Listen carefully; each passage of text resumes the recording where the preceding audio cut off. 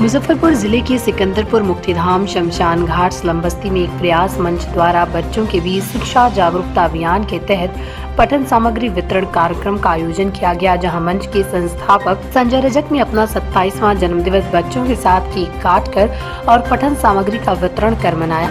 संजय रजक ने कहा कि शिक्षा के बिना मनुष्य का जीवन अधूरा है, इसलिए प्रत्येक व्यक्ति का शिक्षित होना जरूरी है और शिक्षित व्यक्ति ही राष्ट्र निर्माण में सहयोग कर सकते हैं। साथ ही कहा जाता है कि बच्चे देश का भविष्य हैं, तो ऐसे में बच्चों को शिक्षित करने के लिए सभी लोगों को आगे आना होगा और मंच का भी यही उद्देश्य है कि सब पढ़ें सब बढ़ें।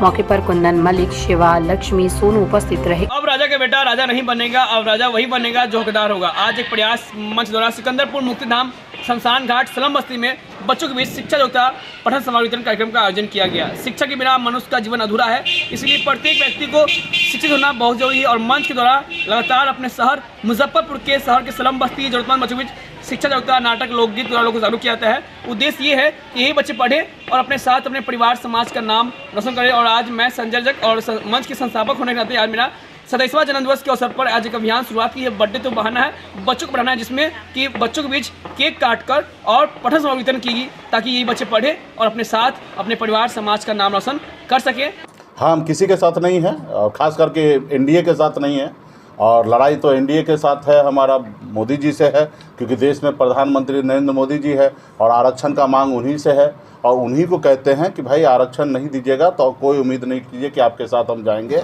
और निश्चित तौर पे अपने समाज के हक अधिकार के लिए लड़ाई लड़ रहे हैं। हम लोग राजनीति करने के लिए सिर्फ नहीं आए।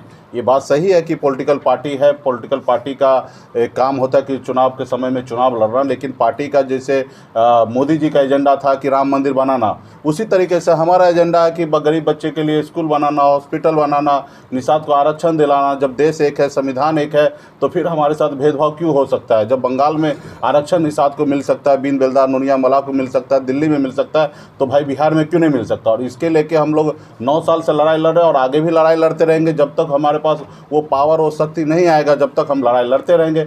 एक न एक दिन हम निश्चित तौर पे सफल होंगे।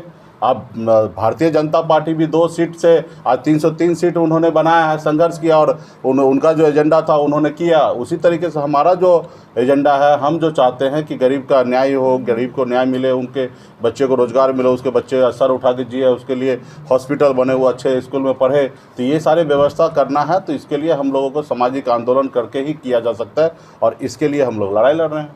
इतने दिन यात्रा चला, कोई अमल किया कि नहीं? पहल हमें किसी से क्या लेना देना? प्रधानमंत्री हमको थोड़े बनना है, जिनको बनना है वो उनको फिक्र रहना है। और हाँ कि हम तो अपना काम करते हैं। निषाद समाज के भविष्य के बारे में जो सोचेगा वो निश्चित तौर पे निषाद समाज का बारे में सोचेगा। अगर किसी को अगर निषाद समाज फिक्र नहीं करेंगे तो निश्चित तौर पे वो अपने घर में रहेंगे, हम अपने घर में रहेंगे और हमारा संघर्ष यूँ ही जारी रहेगा। कोई नोटिस ले या ना ले उससे हमें फ़र्क नहीं पड़ता, हम अपने काम को मजबूती से पूरा करेंगे। 24 में किसके साथ जाना है वो कब तक तय हो जाएगा? निश्चित तौर पे 2024 के समय में किसी गठबंधन के साथ ही रहेंगे, लेकिन इसके लिए हमारा 6 दिसंबर तक रैली है। रैली करने के बाद फिर पार्टी के लोगों से बात होगा, चीज़ें जो हमारे एजेंडा है उसको एक्सेप्ट करेंगे, उसके बाद हम लोग निर्णय आने वाले समय में लेंगे। अभी फ़िलहाल तो हमारी जो कार्यक्रम है उसको लेके हम लोग काम करेंगे। ये याद रख लीजिए, बिहार में बेगर मल्लाह का बेटा नाव का कोई भी पार नहीं लगेगा। हम लोग उस कुल खानदान से हैं कि जो हमारे पूर्वज ने श्री रामचंद्र जी को पार लगाए हैं, तो हमें किसी का नाव पे बैठने की आवश्यकता नहीं है। जो हमारे नाव पे बैठेगा वही पार लगाएगा और वही दिल्ली में सरकार बनाएगा। तो इस बार पहले हमारे पूर्वज ने पार लगाने के लिए कुछ नहीं लिया, लेकिन इस बार हमें अगर हमारे नाव पे बैठकर किसी को पार लगना है तो पहले आरक्षण देंगे, उसके जाते तो बरसा में ही है। देखिए, अभी आप मेहनत कीजिएगा, आप घर में कुछ संपत्ति को जमा करके रखिएगा, रात को कोई चोरी कर ले तो आप कैसे गुनहगार हो सकते? चोरी करने वाला गुनहगार होगा, कराने वाला गुनहगार होगा।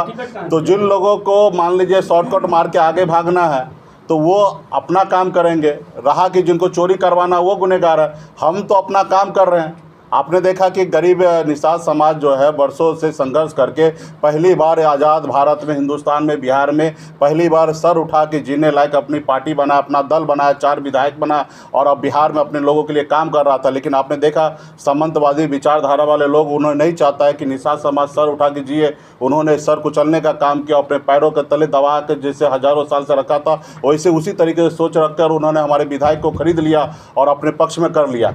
तो खैर उनका जो काम है वो करते रहेंगे, लेकिन हमारा जो काम है संघर्ष करना। हम लोग संघर्ष करने वाले लोग हैं। हम अमर शहीद जुब्बा सहनी जी के सुपुत्र हैं, हम उनके विरासत, हमारे विरासत रहे हैं, हम उनके कुल खानदान के हैं।